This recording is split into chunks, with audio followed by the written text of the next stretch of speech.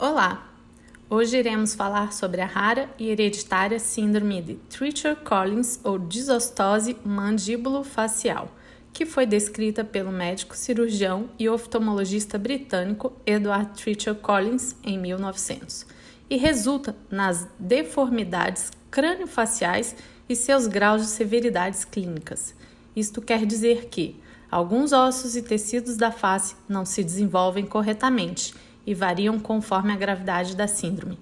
Sua incidência é de 1 para 40 mil a 70 mil nascidos vivos e não tem preferência por sexo ou raça.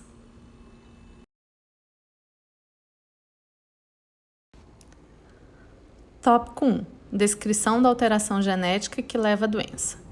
A síndrome apresenta padrão de herança autossômica dominante, ou seja, um afetado tem 50% de risco de transmitir a síndrome a seus filhos.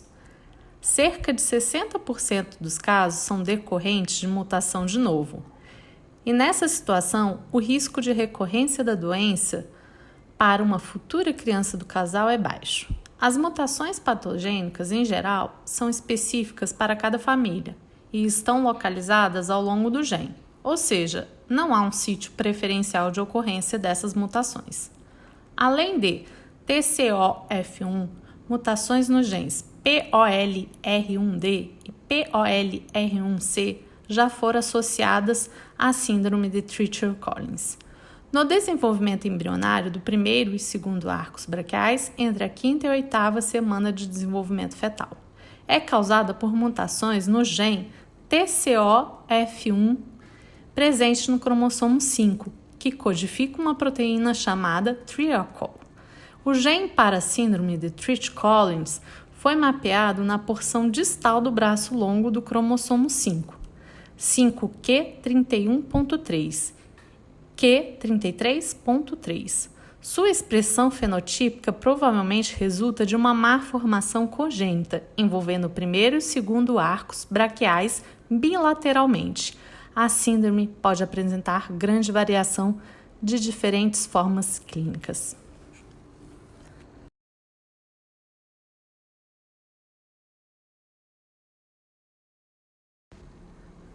Tópico 2. Características clínicas. É uma síndrome com características bem peculiares e com variações dependendo do grau.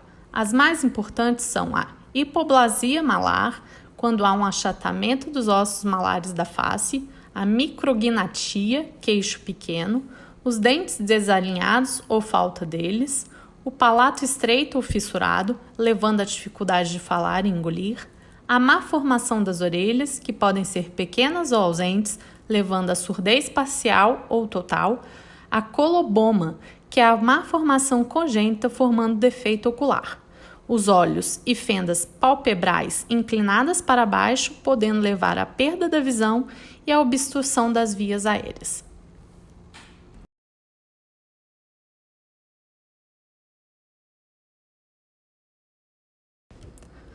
Tópico 3. Como é feito o diagnóstico? A síndrome de Treacher-Collins apresenta um grau clínico muito variável, mesmo entre os membros de uma mesma família, o que, associado à alta taxa de mutações, de novo pode levar à falha no diagnóstico.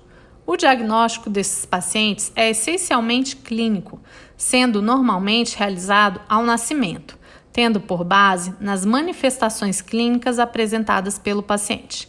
Este diagnóstico é confirmado por achados radiológicos e estudos moleculares.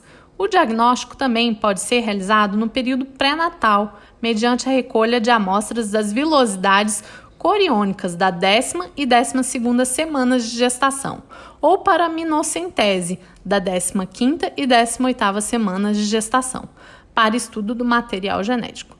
Embora a análise molecular tenha mostrado ser extremamente valiosa no diagnóstico pré-natal, não é possível prever o grau de alteração do feto. Consequentemente, a ultrassonografia pode fornecer informações sobre a gravidade das gestações afetadas e pode ser usado para avaliar o progresso fetal ao revelar o típico disformismo facial com anomalias bilaterais do ouvido. Em casos de suspeitas na família, a análise genética pode determinar a presença da própria mutação causadora da síndrome, permitindo determinar alterações nos genes TCOF1, PORL1C, PORL1D. Isto é especialmente importante para fins de aconselhamento genéticos em famílias de alto risco, devido à alta penetrância e expressividade variável da síndrome, pois a patologia pode passar despercebida em alguns indivíduos, que poderão transmiti-la à descendência. Métodos de diagnóstico. O diagnóstico é baseado nos achados clínicos e exames complementares. Os testes moleculares confirmam o diagnóstico. Diagnóstico diferencial. Os diagnósticos diferenciais incluem as síndromes de Niger e de Miller e síndromes de Goldenhar, na sua forma bilateral e ligeiramente assimétrica. A síndrome pode ser revelada na ecografia pré-natal, mostrando disformismo facial típico com anomalias bilaterais da orelha.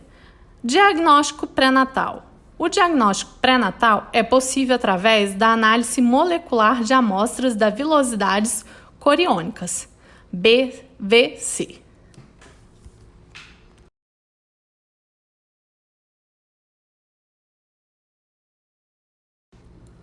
Tópico 4. Opções de tratamento. O tratamento deve ser feito de acordo com os sintomas e as necessidades específicas de cada paciente. É necessário haver uma abordagem multidisciplinar, com a intervenção de diferentes profissionais. Habitualmente, o tratamento dessa síndrome está focado nas possíveis complicações respiratórias e problemas de alimentação, em decorrência da hipoplasia mandibular e da obstrução da hipofaringe pela língua. Em certos casos, é necessária a realização de uma traqueostomia, objetivando manter uma via aérea adequada. Algumas vezes, a gastrotomia também pode ser necessária para garantir uma adequada ingestão calórica. Também existe a opção de realizar cirurgias plásticas para corrigir a estrutura facial. Nos casos de perda auditiva, o reconhecimento precoce da mesma e sua correção por meio da utilização de prótese ou por cirurgia, quando possível, é altamente importante no processo do desenvolvimento do paciente.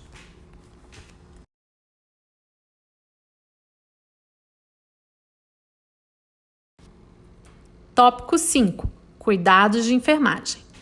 Embora diagnóstico e tratamento sejam especialidades médicas, o enfermeiro pode atuar na consulta, acompanhamento e desempenhando, através de conhecimento e preparo, um papel de suma importância no acompanhamento sistemático das famílias, fornecendo informações e orientações que podem ajudar a minimizar as sequelas e sentimentos negativos que prejudicam o elo familiar. O foco de atendimento do enfermeiro se distingue de todas as outras profissões da área, pois é um foco de cuidador que investiga, apoia, ajuda e orienta ao paciente e família. Porém, é indispensável o auxílio de uma equipe multiprofissional na qual os objetivos visados sejam atingidos num conceito integrador.